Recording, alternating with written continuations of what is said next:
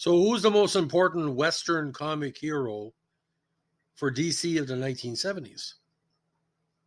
Without a doubt, Jonah Hex. But look at Jonah Hex closely. Look into these pictures I'm showing you right now. Who does he really look like? Well, unless you've been living on the wrong side of the planet for the last 52 years, Jonah Hex is inspired by Clint Eastwood. Now, Clint Eastwood has done a lot of Jonah Hex style characters, the various Man with No Name movies, spaghetti westerns, Hang 'em High, Outlaw Josie Wales, Pale Rider, High Plains Drifter. The only difference is Jonah Hex has that scar on the side of his face.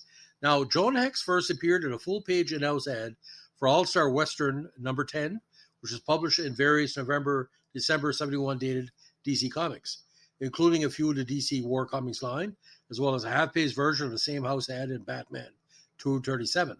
The house ad contains the first published images of Jonah Hex, as well as 2 dialogue-filled comic strip panels not used in the first story appearance. Now, created by John Albano and Tony Zuniga, his first full story appearance was published a few weeks later in Volume 2 of All-Star Western 10, which was renamed Weird Western Tales by its 12th issue. Jonah Hex headlined a new title right up till issue 38, at which point Scalp Hunter took the spotlight while Jonah Hex moved to his own self-titled series all the way in 1977. This series lasted for 92 issues with Fleischer as the main writer and DeZuniga providing much of the art. Now, according to a 2010 interview on the record with Filipino journalist Anana Valmero, DeZuniga described the moment he first conceived the image that would become Jonah Hex. When I went to my doctor, I saw this beautiful chart of human anatomy, and I saw the anatomy of the figure was split in half, straight from head to toe. Half the skeleton was there, half his nerves and muscles. That's where I got the idea it won't be too bad if his distortion would be half. Now, Jonah Hex has been many things in the comic books, including a bounty hunter and a Civil War veteran, all kind of different stuff. Now, according to published reports, he has outstanding marksmanship, and also is called the Mark of the Demon. He has peak physical conditioning, an expert at hand-to-hand combat, master tractor and detective, and honed the danger sense from years of training and experiences. Now, he has an affiliation with the Apache and Navajo tribes, and Jonah Woodson Hex, his full name. He's also been affiliated with the Confederate States Army, the United States Army, the Kiowa tribes, the 5 Warriors from Forever, and of course, Black Lantern Corps.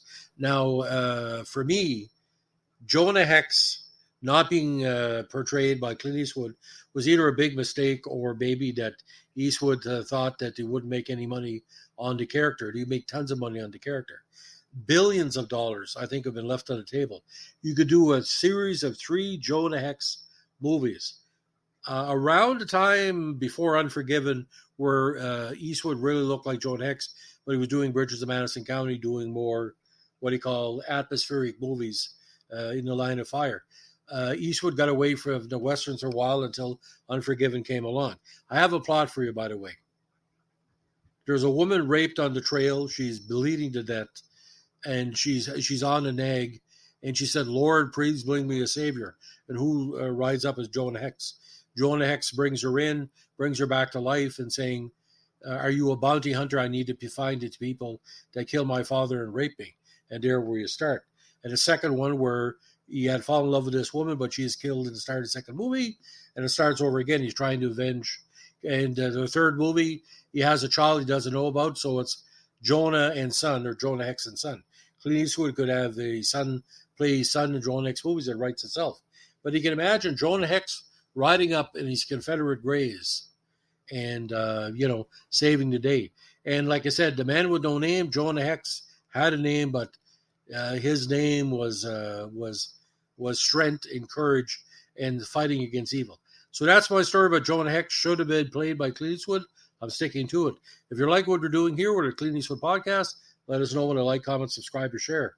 And don't forget, requests are always appreciated and always, always highly considered. Thanks for listening. Bye.